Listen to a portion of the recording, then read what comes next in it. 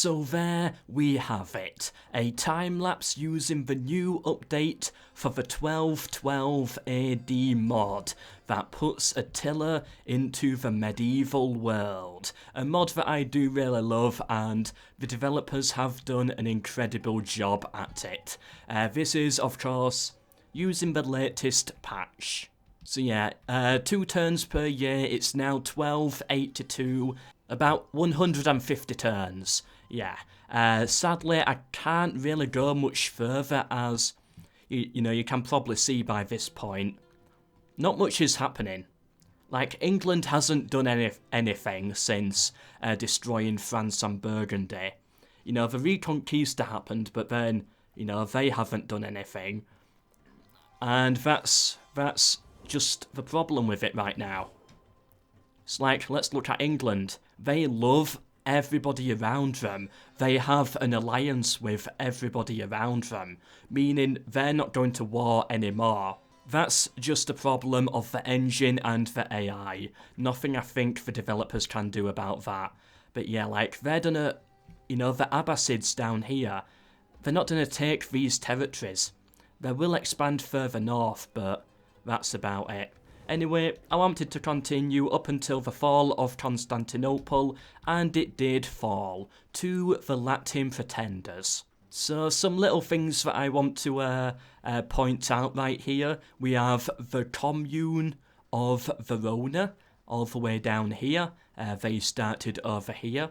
I like Pisa. I like what they've done, getting to that side of France. The Electorate of Trier, they had quite a good game. Bologna changed to the Holy Roman Empire. Down here, Aragon did okay, they took Cordoba. Castile, I think, was a little disappointing, but Navarra, finishing off the Reconquista and even expanding into North Africa as well. I do want to have a little look down there. So yeah, they've got quite a good hold on this territory. Bavaria destroyed the Holy Roman Emperor and took Frankfurt, and Milan took Wrocław. Yep, Milan. For some weird reason.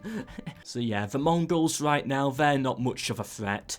They're down to their final settlement, not doing much. I was hoping the Grand China of Kiev would do something about it, but yeah, sadly not. So the Mongols are still alive, but yeah, they're not really at the same time. So, who won? Let's take a look. So, of course, the Abbasids. That is a lot of territory, 22 regions. They double second place. So I think it is fair to give the victory over to the Abbasid Caliphate. They played this very well. Second place goes to a faction that I think did really well as well, the Kingdom of Serbia. I was very impressed, going from Venice to Athens, and they even sacked Constantinople several times over as well, like about 10-15 times from my counting. Yeah, see what I mean? That's why I stopped. They don't really take territories that much, they just like to sack it like 10 times over. Nothing can be done there. Third place goes to the English. They were leading for almost the entire campaign, but then, yeah, they just stopped. They stopped doing anything, no more wars, and that was... yeah, that was sad to see, but nothing the developers can do, that's the developers' problem. Like, nothing the mod developers can do, it's the actual creative assembly who should have... yeah, made the AI better, fixed some of the mechanics, but yeah, sadly not. And in fourth place, taking over Egypt, we have Makuria, which I thought was very interesting to see. Did not see that one coming. And then Castile in fifth. Who's at the bottom? Who's all the way down there? Who's it going to be? It's going to be a pretender, isn't it? I bet it is. Yeah, never heard of them. Alright, but... Provence, the weakest power in the game with an actual settlement. Wait, he's 97 years old? Wow.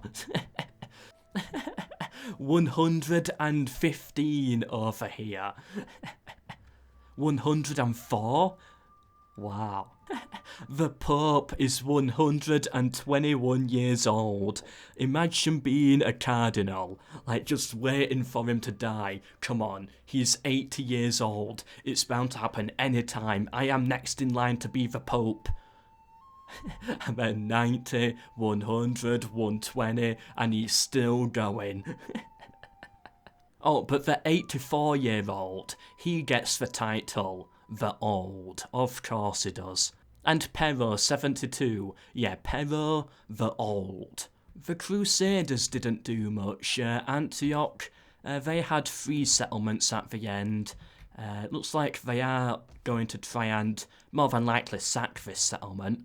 And Jerusalem, yeah, they ended with 3 as well, although they did take Jerusalem before it ended, so yeah, well done to them. The only real map mode that we get access to is religion, so yeah, Catholic heresies are dotted around here. Yeah, that's of course Cathar down there. Yep, Sicily as we expected. Not that much change religiously, I don't think. It's more what we would expect. Yeah, like even Baltic paganism, still popular up north here. Islam in southern Iberia, still the dominant religion down there. Yeah, so it's sort of, I think, near enough what we would expect. So there we have it, an AI-only time-lapse using the new update for 1212 AD.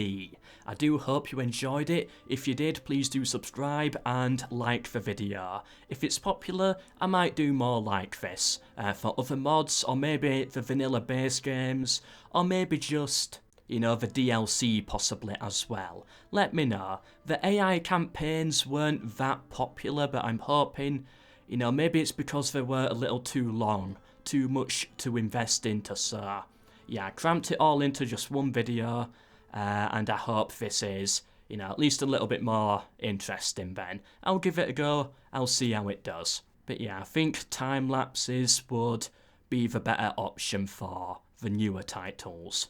Oh yeah, and Lucky Nations were disabled. Let me know if you would want to see one with Lucky Nations on. Could be a little bit more interesting possibly, just let me know. But anyway, I have been MELKOR, hope you enjoyed, let me know if you want to see more, and yeah, until the next one, tomorrow's video, goodbye.